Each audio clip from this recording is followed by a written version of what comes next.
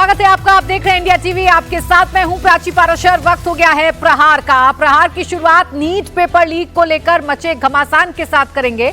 इस मामले में आज एनटीए चीफ संसदीय कमेटी के सामने पेश हुए हैं, तो उधर सड़कों पर संग्राम मचा हुआ है। कांग्रेस ने जयपुर में जोरदार प्रदर्शन किया। प्रदर्शनकारियों ने बीजेपी दफ्तर की ओर बढ़ने की कोशिश की।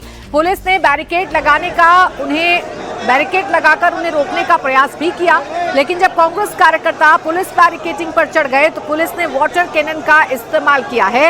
ये तस्वीर आपको जयपुर से दिखा रहे हैं, जहां कांग्रेस के कार्यकर्ता बड़ी संख्या में सड़कों पर उतरे और बीजेपी दफ्तर के घेराव की कोशिश करने लगे। इस दौरान बीच में पुलिस ने बैरिकेडिंग लगा दी, लेकिन जब कांग्रेस के कार्यकर्ता बैरिकेडिंग पर चढ़ने लगे और जमकर हल्ला बोल करने लगे, तब सुरक्षा बलों को वाटर कैनन का इस्तेमाल करना पड़ा ताकि इस भीड़ को तितर-बितर किया जा सके। कांग्रेस के नेता जब सड़कों पर थे, कांग्रेस के कार्यकर्ता जब आज सड़कों पर उतरे हैं, तो नारेबाजी शिक्षा मंत्री धर्मेंद्र प्रधान के खिलाफ कर रहे हैं, नारेबाजी केंद्र सरकार के खिलाफ कर रहे हैं, शिक्षा मंत्री धर्मेंद्र प्रधान के इस्तीफे की मांग कर रहे हैं, एनटीए पर सख्त कदम उठाने की मांग की जा रही है तमाम कांग्रेस कार्यकर्ताओं की तरफ से। जिस तरीके से नीट का पेपर लीक हुआ और उसे रद्द कर दिया गया, री एग्जाम रीशेड्यूल कर दिया गया है 21 जून के लिए, उसके बाद से विपक्ष के निशाने पर सरकार है। शिक्षा मॉडल पर यह विपक्ष सवाल पूछ रहा है, शिक्षा मंत्री का इस्तीफा मांग रहा है। हालांकि शिक्षा मंत्री धर्मेंद्र प्रधान ये कह चुके हैं कि एनटीए में सुधार की जरूरत है, सीबीआई जांच हो रही है और हर एक गुनहगार को पकड़ा जाएगा। उचित बल प्रयोग कर तितर-बितर किया जाएगा। आपके विधि विरुद्ध जमात के सार्वजनिक मुख्य मार्ग पर यातायात बाधित हो रहा है। तो नीट पेपर लीक मामले को लेकर कांग्रेस का हल्ला बोल इस वक्त आप जयपुर से देख रहे हैं। जयपुर में सड़कों पर उतरकर कांग्रेस सरकार पर हमला बोल रही है। सरकार बेशक सीबीआई जांच का हवाला दे रही है और एनटीए में सुधारों की बात भी कबूल कर रही है, लेकिन ये बड़ा मौका है कांग्रेस के सामने, विपक्षी दलों के सामने सरकार को घेरने का। नीट पेपर लीक पर एक तरफ सड़क पर संग्राम मचा हुआ है, तो संसदीय समिति भी इस मामले में गंभीर है। एनटीए के चीफ कुछ देर पहले संसद भवन में संसद की स्थायी समिति के सामने पेश हुए हैं। संसदीय समिति ने शिक्षा विभाग के अधिकारियों को भी तलब किया है। कांग्रेस नेता दिग्विजय सिंह इस समिति के अध्यक्ष हैं। एनटीए चीफ से पूछा जा रहा है कि नीट एग्जाम फुल प्रूफ होने के लिए क्या इंतजाम किए गए थे और इसके बावजूद ये पेपर कैसे लीक हुआ। दिग्विजय सिंह ने कमेटी ने ये भी सवाल पूछेंगे कि नीट का पेपर बार बार लीक क्यों हो रहा है। तो संसद की ये स्थायी समिति है और इसने एनटीए के चेयरपर्सन को तलब किया और एनटीए के चेयरपर्सन आज इस समिति के सामने पेश भी हो गए हैं।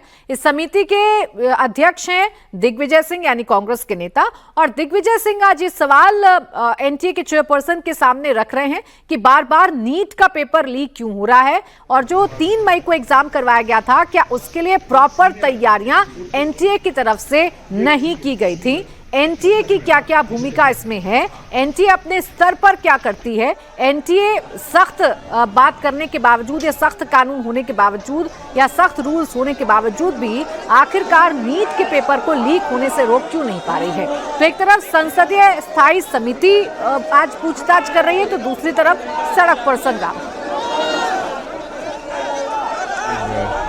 22 लाख छात्रों का, छात्र छात्राओं का भविष्य इस पर निर्भर करता है। कैसे हुआ, क्यों हुआ, क्या होना चाहिए था जो नहीं किया गया, ये सब जानकारी लेंगे। सर, एक बड़ा सवाल ये भी है कि ये लगातार इस तरीके की चीज़ों की पुनरावृत्तियां हो रही हैं। पेपर लीक और खासकर एनटीए के ऊपर सवाल कई सालों से खड़े हो रहे हैं। बात वही है, क्या कारण है जो लगातार इस प्रकार की घटनाएं हो रही हैं। क्या कारण है कि कुछ सेंटर्स ऐसे हैं जहां इस प्रकार की घटनाएं बार बार हो रही हैं। इन सब बातों को हम लोग संज्ञान में लेकर उस पर चर्चा करके सर्वसम्मति से जो हम लोगों का मत होगा वो देंगे। मुझे तो इस बात का दुख है कि जो रिकमेंडेशंस हमने दी थी पार्लियामेंट्री स्टैंडिंग कमेटी के रूप से संसद में रखी थी और जो अपेक्षा करते थे कि एनटीए और हायर एजुकेशन मिनिस्ट्री इस बात को संज्ञान में लेंगे, वो नहीं हो पाया। तो अब देखिए एनटीए के चेयरपर्सन से एक तरफ आज पूछताछ यानी कि उनको तलब किया संसदीय स्थायी समिति ने, तो दूसरी तरफ राजस्थान की सड़कों पर आज कांग्रेस हल्ला बोल कर रही है। जोरदार प्रदर्शन है जो कांग्रेस के कार्यकर्ताओं की तरफ से जयपुर में किया जा रहा है। ये महिला कार्यकर्ता भी हैं जिनको बार बार सुरक्षा बलों की तरफ से पीछे धकेलने की कोशिश की जा रही है, लेकिन ये आगे बढ़ने के लिए तैयार हैं। ये आगे बढ़ना चाहती हैं, घेराव करना चाहती हैं बीजेपी दफ्तर का। बैरिकेड्स भी लगाए गए हैं, लगातार कोशिश की जा रही है कि इन लोगों को पीछे की तरफ खदेड़ा जाए। बैरिकेड्स पर जब कांग्रेस के कार्यकर्ताओं ने चढ़ने की कोशिश की तो वाटर कैनन का इस्तेमाल भी किया गया ताकि इन्हें पीछे की तरफ खदेड़ा जाए। हालांकि कांग्रेस की मंशा साफ है, कांग्रेस के कार्यकर्ताओं की नीयत साफ है कि अगर नीट का पेपर लीक हुआ है तो सरकार को जवाबदेही तय करनी होगी। सरकार को ये तय करना होगा कि बार बार नीट का पेपर कॉम्प्रोमाइज क्यों हो रहा है। एनटीए का गठन जिस मंशा के साथ हुआ था, जिस लक्ष्य के साथ हुआ था, अगर वही लक्ष्य पूरा नहीं हो पा रहा है, वही मंशा पूरी नहीं हो पा रही है, तो क्यों ना एनटीए को जिम्मेदार ठहराया जाए। अब आगे बढ़ेंगे, बात करेंगे पश्चिम बंगाल की फलता सीट पर आज रिपोलिंग हो रही है। खुद को फलता का पुष्पा कहने वाला टीएमसी का उम्मीदवार मैदान छोड़कर भाग गया है। जहांगीर खान अंडरग्राउंड चल रहा है। फलता में वोटिंग के बीच अब डायमंड हार्बर से सांसद अभिषेक बैनर्जी का वीडियो सामने आया। ये वीडियो 29 अप्रैल से पहले चुनाव प्रचार के समय का है। अभिषेक बैनर्जी कह रहे हैं कि जहांगीर खान ने 4 मई को लेकर उनसे बड़ा दावा किया था। कहा था कि 4 मई को नतीजों के बाद कई लोगों को दिल का दौरा पड़ने वाला है। जहांगीर खान ने अभिषेक बैनर्जी ने इलेक्ट्रिक शवदाह की मांग की थी। हार्ट अटैक से मरने वालों के अंतिम संस्कार का इंतजाम सही से होना चाहिए, ये मांग जहांगीर खान ने की थी। अभिषेक बैनर्जी ने मंच से जहांगीर का बयान दोहराया। जहांगीर ने मुझसे कहा था, दादा आपने तो सब कुछ दे दिया है, अब फलता में इलेक्ट्रिक शवदाह की जरूरत है। मैंने भी सहमति जताई क्योंकि 4 मई के नतीजे देखने के बाद कई लोगों को दिल का दौरा पड़ सकता है और उनके अंतिम संस्कार की व्यवस्था भी ठीक से होनी चाहिए।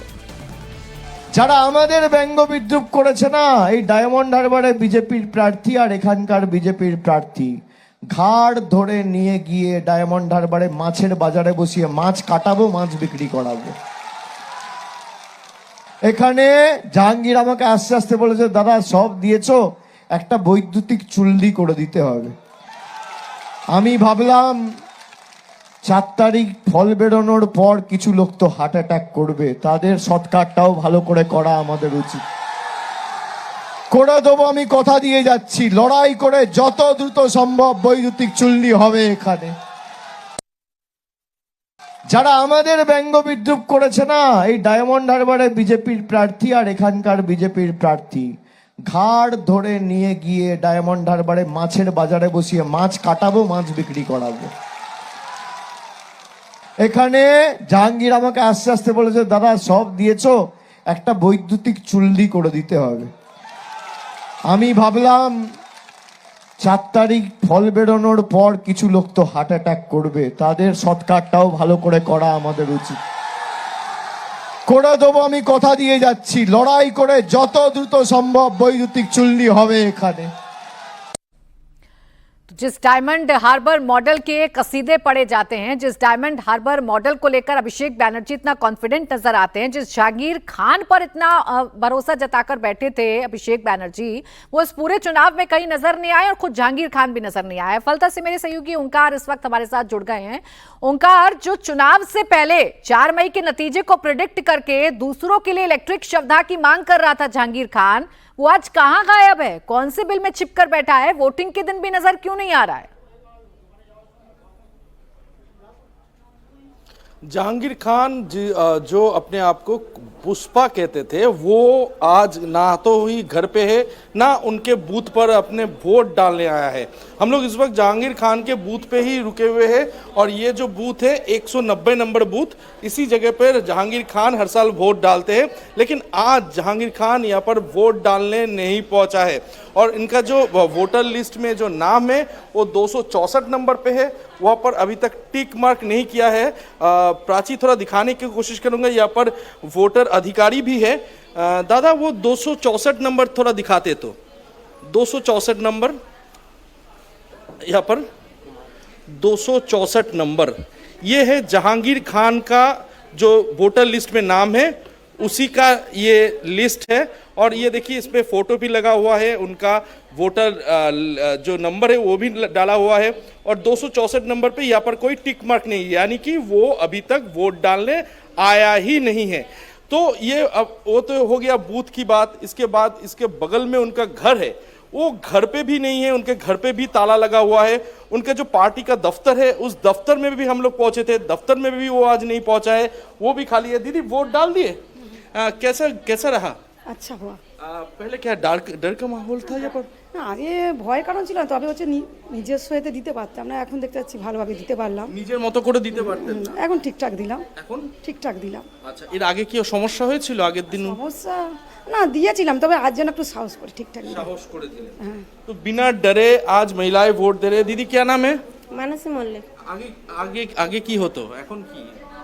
আগে ঠিকই ছিল, এখনো ঠিক আছে। আচ্ছা, আগে কি ভয়ের কোনো পরিবেশ ছিল? আপনি ঠিক করে ভোট দিতে পারতেন নাকি? আচ্ছা, আমি নিজেই দিয়েছি, এখনো দিয়েছি। এখনো দিয়েছেন, কোনো ভয় নেই? না। तो इन दीदी का कहना है कि आप पहले भी वोट दिए हैं, आज भी वोट देने आए हैं, लेकिन कुछ कुछ महिलाओं का कहना है कि डर का माहौल था, वो जिनको वोट देने चाहते थे उनको वोट नहीं डाल पाते थे। ऐसे ही डर का माहौल कायम करके रखा जाता था इस फलता इलाके में। हालांकि यहाँ पर जैसे कि देखा जा रहा है आज टीएमसी के से उम्मीदवार जहांगीर खान वो तो वोट डालने नहीं आए, उनका घर पे भी ताला लगा हुआ है। बिल्कुल, अब यही पश्चिम बंगाल का बदलाव है ओंकार। अभी तक वोटर, जेन्युइन वोटर्स खुद अपना वोट नहीं डाल पाते थे और उनके नाम के आगे टिक हो जाया करता था, लेकिन आज ऐसा ही करने वाले जहांगीर खान खुद अपना वोट नहीं डाल पा रहे हैं और उनके नाम के आगे टिक भी नहीं हो पा रहा है। ओंकार बने रहिएगा हमारे साथ, क्योंकि इस वक्त पश्चिम बंगाल में फलता सीट पर वोटिंग जारी है और सुबह 7 बजे से वोटिंग जारी है। अभी तक 5 घंटे की वोटिंग हो चुकी है, अब तक 50% से ज्यादा वोट डाले जा चुके हैं। आज फलता के सभी 285 पोलिंग बूथ पर वोट डाले जा रहे हैं। हर बूथ पर सुरक्षा डबल कर दी गई है। पहले जहां हर बूथ पर 4 जवान तैनात होते थे, इस बार 8 जवानों की ड्यूटी लगाई गई है। इलाके में पैरा मिलिट्री की 35 कंपनियां तैनात की गई हैं। किसी भी शिकायत के लिए 30 क्विक रिस्पांस टीमों को मुस्तैद किया गया है। फलता के वोटर्स कह रहे हैं कि आज वो बिना किसी डर के जिसे मन कर रहा है उसे वोट दे रहे हैं। पिछली बार 29 अप्रैल को वोटिंग हुई थी। हिंदुओं ने आरोप लगाया था कि जहांगीर खान के गुंडों ने उन्हें डराकर धमकाकर वोट डालने से रोका।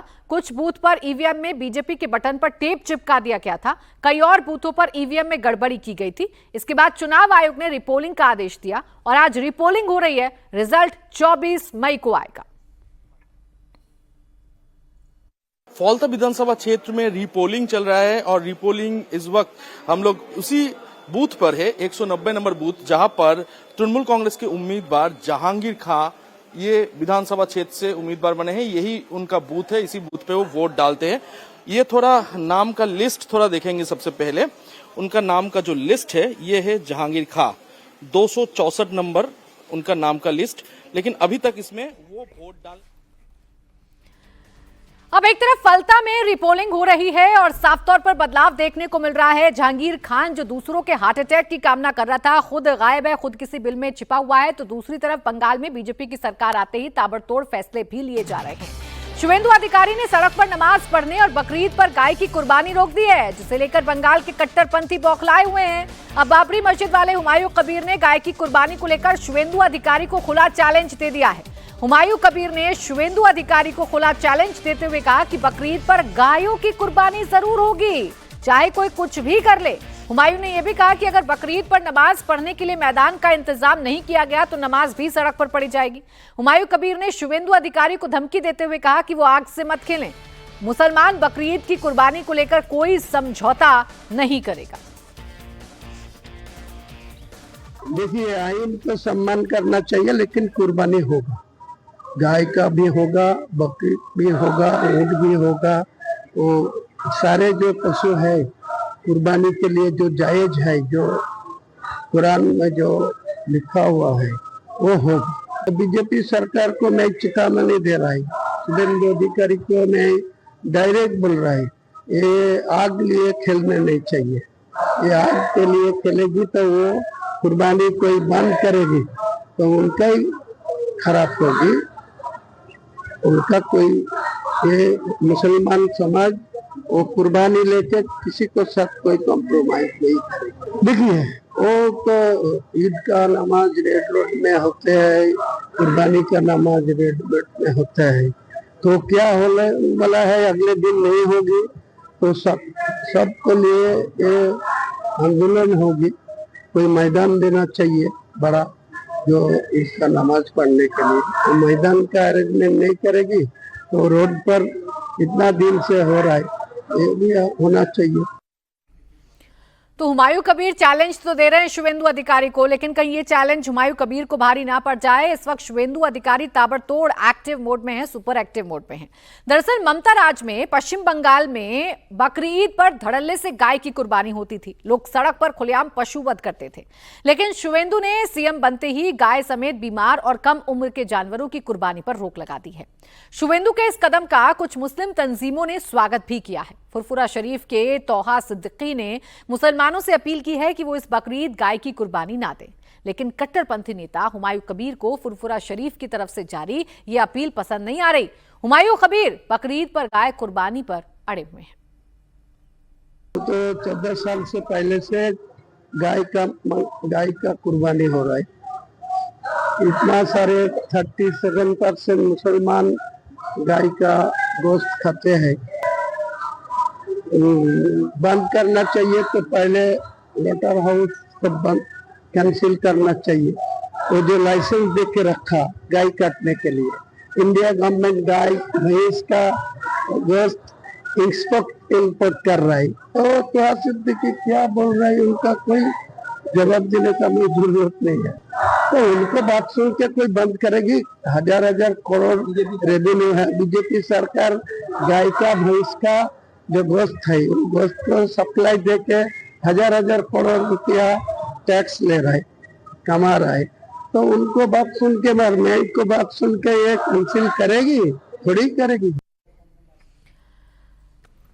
ओंकार अब फुरफुरा शरीफ से भी बड़ा अपने आप को समझ रहे हैं। यहाँ पर हुमायूं कबीर जो कह रहे हैं उनकी बात कोई नहीं सुनेगा, और साथ ही साथ ये भी बता रहे हैं हुमायूं कबीर कि वो जिद से पीछे हटने वाले नहीं हैं। लेकिन ओंकार, ये जिद ऐसा ना हो हुमायूं कबीर पर भारी पड़ जाए। चलिए ओंकार के पास जाएंगे, लेकिन आपको बता दें कि पश्चिम बंगाल में जैसे ही शुवेंदु अधिकारी ने सीएम पद की ओथ ली, उन्होंने वो तमाम बदलाव करने शुरू किए जिस पर ममता बनर्जी की सरकार गई। ममता बनर्जी पर लगातार मुस्लिम अपीजमेंट का आरोप लगता रहा, और इस बार शुवेंदु अधिकारी जैसे ही सत्ता में आए हैं वैसे ही शुवेंदु अधिकारी ने बड़े फैसले लिए हैं। बंगाल में शुवेंदु सरकार ताबड़तोड़ एक्शन और फैसले ले रही है। बड़ी खबर यह है कि अब मदरसों को लेकर भी शुवेंदु सरकार ने बड़ा फैसला लिया है। पश्चिम बंगाल सरकार ने सरकारी और सरकारी मान्यता प्राप्त सभी मदरसों में कक्षा शुरू होने से पहले वंदे मातरम गाना अनिवार्य कर दिया है। शुवेंदु सरकार का यह आदेश सभी सरकारी मॉडल मदरसों, सरकार की तरफ से मान्यता प्राप्त, सहायता प्राप्त और बिना सहायता वाले मदरसों पर बराबर से लागू होगा। इन मदरसों में वंदे मातरम डेली प्रार्थना अनिवार्य होगा और मदरसों को इसी की रिपोर्ट भी देनी होगी। शुवेंदु सरकार के इस आदेश का हिंदू संगठन समर्थन कर रहे हैं, लेकिन जो मुस्लिम कट्टरपंथी हैं वो शुवेंदु अधिकारी का विरोध कर रहे हैं, इस फैसले का विरोध कर रहे हैं।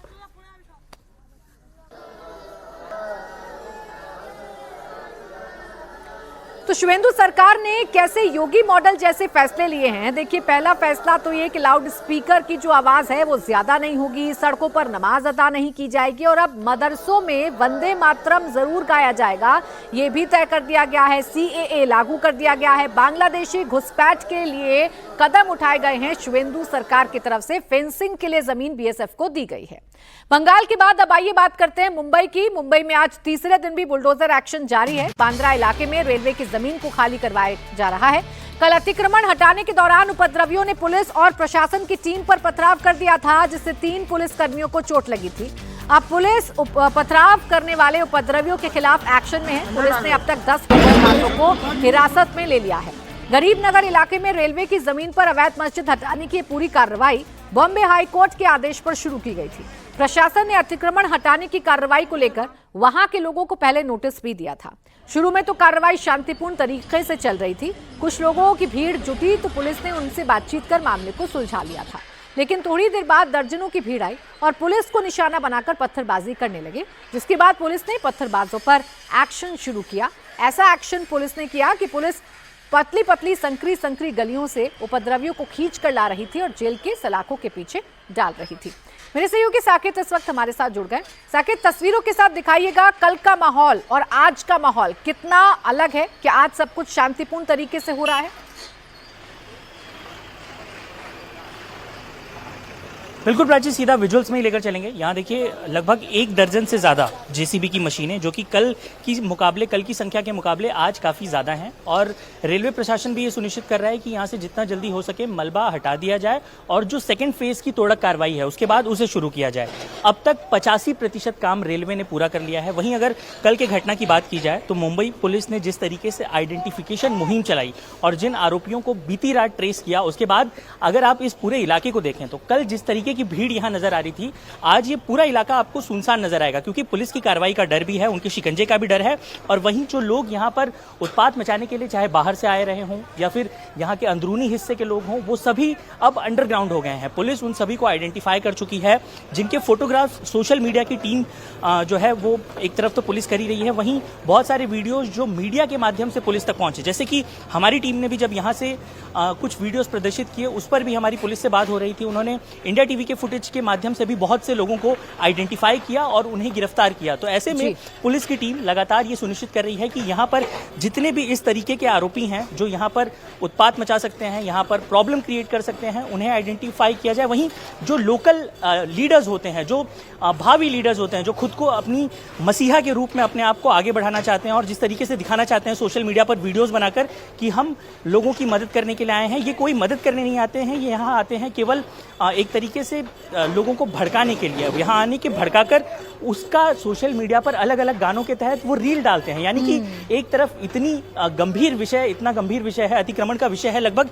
600 करोड़ रुपए का ये पूरा लैंड है, जो रेलवे का लैंड है, जिसपे डेवलपमेंट होना चाहिए, जिसमें देश का डेवलपमेंट होना चाहिए। आप देखिए प्राची, यहाँ पर जितने भी मलबा देखेंगे आप, ये कोई भी स्थिर बनाया हुआ कोई भी स्ट्रक्चर नहीं है। ये एक तरीके का पतरा है या फिर लोहे के पत्रों से ये खड़ा किया हुआ एक स्ट्रक्चर नुमा 6 मंजिला इमारत यहाँ खड़ी की गई है। अगर एक बार कोई इमारत गिरती है, और ऐसी घटनाएं कई बार मुंबई में दर्ज की गई हैं कि जब इस तरह की घटनाएं होती हैं तो 6 लोग 10 लोगों की मौत उसमें हो जाती है, और उसके बाद प्रशासन से सवाल पूछा जाता है। लेकिन प्रशासन की जवाबदेही कैसे बनेगी जब यहाँ पर इतने बड़े बड़े स्ट्रक्चर्स खड़े कर लिए गए हैं? हालांकि एक सवाल का जवाब जरूर प्रशासन को देना होगा कि जब ये स्ट्रक्चर बन रहे थे उस वक्त प्रशासन ने क्यों कुछ नहीं किया। लेकिन जब ये कार्रवाई हो रही है, ऐसे में बहुत से ऐसे आक्रामक लोग हैं, ऐसे उपद्रवी लोग हैं जो सोशल मीडिया के माध्यम से यहाँ पर कहीं ना कहीं पैनिक क्रिएट करने की कोशिश कर रहे हैं। और अब मुंबई पुलिस का शिकंजा शांतिपूर्ण तरीके से कार्रवाई चल रही थी, लोग विरोध कर रहे थे, लेकिन पुलिस उनको समझा ले रही थी। लेकिन एकाएक सोशल मीडिया पर अफवाह फैलाई गई और इसे मुस्लिम विरोधी कार्रवाई बताया गया, जिसका नतीजा ये है